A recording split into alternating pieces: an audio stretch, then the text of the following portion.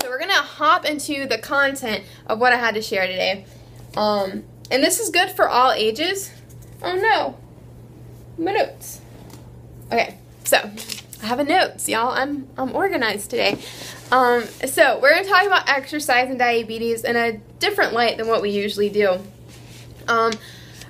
As many of you know, people with diabetes can have a lot of complications, specifically with circulation, and in particular, the toesies, the feet. A lot of people can, down the road, get amputations, and it's not fun. So, one, we want to prevent that, but if you are starting to already have some complications, such as PAD or any neuropathy,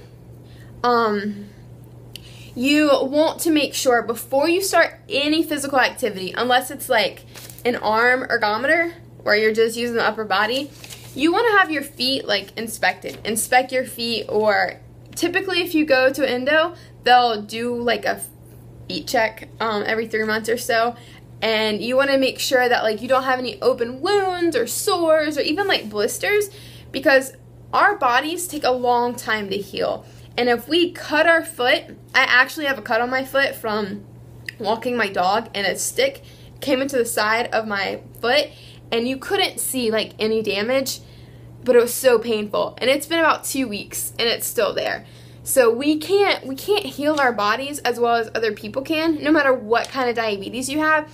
So the minute you have some kind of cut or something on your foot, you want to treat it, and then you really want to keep a good eye on it, especially when you're going to go exercise and put stress on it. So inspect your feet, and feet, I hate feet. I think they're so gross, but we have to take care of them. So make sure you do that. And if you have like really bad circulation on your feet, or have been known to have some kind of ulcers or something, definitely talk to your doctor.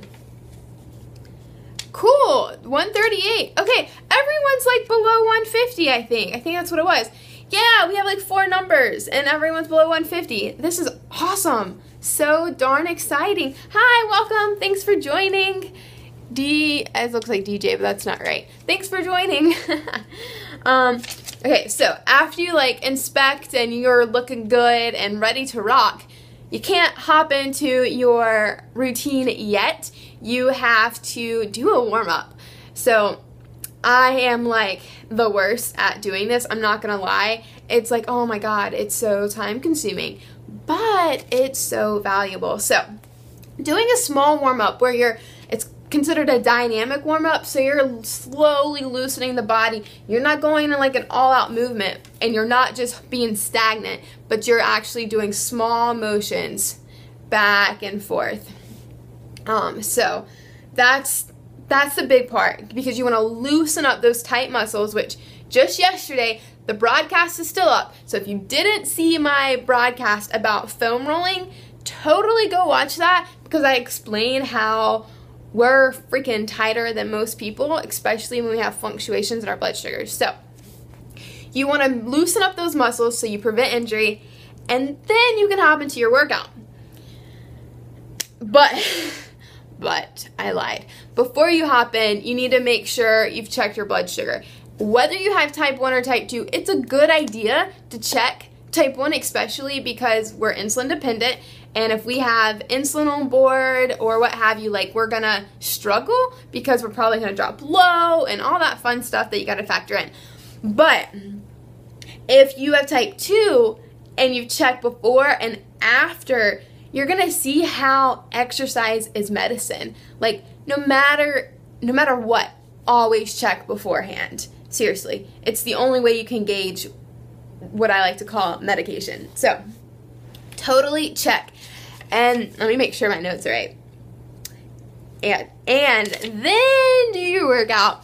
And whatever that workout might be, whether that's some strength training, a walk, jog, sprint, I mean, whatever.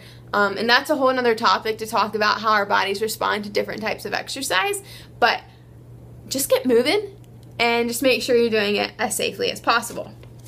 Now, when you're done exercising and you're like, ooh, I want to see how I responded to this. Let me read this real quick. I swam last night, went low, ate, and woke up again with 280. Okay, Melissa, I'm going to address that in just a second. Because I have a tidbit of helpful information for you. Okay, so I lost my train of thought. Okay, yes. So if you are working out and you're super stoked and you're like, oh my gosh, I want to see how I responded, I want to see what happened, do not check your blood sugar right away. You need to wait at least 15 minutes. And this is because, really quick tip, when you do cardio, you drop. When you do strength training, you typically go up. But if you check right away, you're going to see that, if you ran, you might have gone down, and if you were doing strength training, you might have gone up.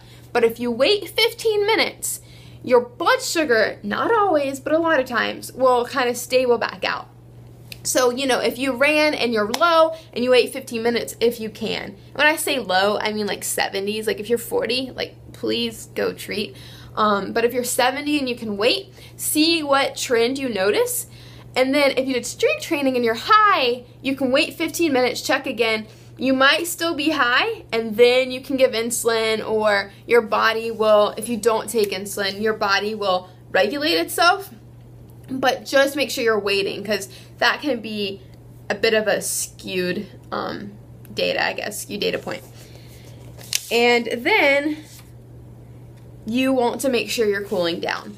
And that's where foam rolling is awesome, or just stretching in general is super good for you. And doing that, holding those stretches, so holding them for 20 to 30 seconds per stretch and really elongating the muscles, and that'll also help with recovery time. So that's like a quick tidbit of exercising with diabetes. And Melissa, okay, so you ran, no, you didn't run. You swam last night, you dropped low, and then you woke up high. Okay, swimming. Insane. That's okay. Thanks for joining. Thanks for inviting your friends. I appreciate it, Daniel. Thank you. I hope to see you guys again. Make sure your friends have their own Periscope so they can follow. So you were swimming. Swimming is total body, as I'm sure you know. It's ridiculous. So you're going to drop low. That's basically inevitable unless you manage to really not have a lot of carbs and your body starts to use fat as fuel.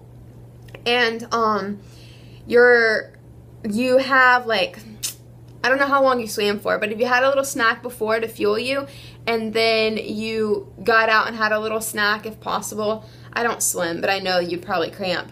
You could avoid the low, but if you do drop low, you want to be so careful with over-treating. And again, that's another topic I'm going to talk about soon, super soon, about over-treating. But you want to avoid over-treating by having a small dose of something that might just get you to peak at about 80, because a lot of times, one, you'll over-treat, or two, you will start to see an increase in your blood sugar after a while. So it's kind of like a delayed onset of hyperglycemia. With strength training, sometimes you have a delayed onset of hypo, so lows. And I think the same can be with cardio, especially if you're shoving all these carbs in your body after exercise. And with that being said, if possible, try not to work out too close to going to bed, because you will definitely go low in the middle of the night. I used to work out around 10 p.m. all the time, knowing that I would wake up low, but I was okay with it. And I knew that's what was happening because that's all that would fit in my schedule. But if there's any possible way to work out during the day, or at least 3 or 4 hours before bedtime, I think that would help. Ate dinner, swam, dropped to 46, then ate and went high. Okay, so the other thing to consider is the type of carbs that you're eating. And that is really big, and understanding how your body responds to simple sugars versus complex carbs and all that fun stuff. And clearly I can't go into detail about did you have rice, or did you have whole wheat bread, or did you have this or that?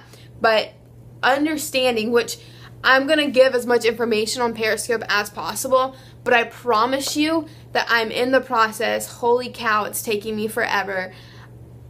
It's taking me so long. I'm in the process of being able to teach everyone about this stuff, and how no matter what situation you're in, you can avoid some of these situations. Granted, they're going to happen sometimes, but like for you, depending on how your dinner was, that could have played into the swimming and going low, and whatever you ate afterwards would have made you go high. Like, our bodies are so complex, and exercise is so good for us, but when you got diabetes, it's like, it's such a puzzle. But it's doable and it's manageable, and so I definitely want to help as much as possible. So that's the rundown, just a quick recap of what I talked about for the exercise with diabetes. Is you want to do a warm-up and a cool down, because we've got to make sure we're flexible. You want to, this is not in the right order. Let's start over in the right order. You want to inspect your feet. If you have any kind of circulation issues because of your diabetes, neuropathy, or any kind of tingling sensation in your feet, inspect your feet for ulcers, cuts, wounds. We take a while to heal, so we want to make sure that we're not going to hurt our feet by having them engage in physical activity. We want to make sure we check our blood sugars, factor in any medication, insulin on board, what have you, and adjust accordingly. And we want to make sure we are warming up. And when I say warm up, we want to do like a dynamic warm up. So when you do dynamic, that's moving. We're going side to side. We're not holding stretches, we're moving. So a dynamic warm up. Then you can hop into your workout. When you're done with your workout, you wait 15 minutes. If you won't, while you finished, you can cool down and then check your blood sugar. And then you are good to go. And from there, you know, from like 4 to 6 hours maybe, you will see different trends in your blood sugars.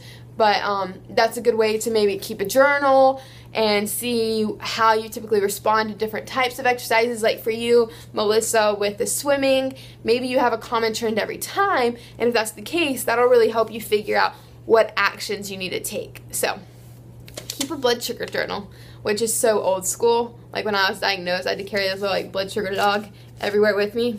But you know, sometimes pen and paper is what it takes to figure out how you respond to things.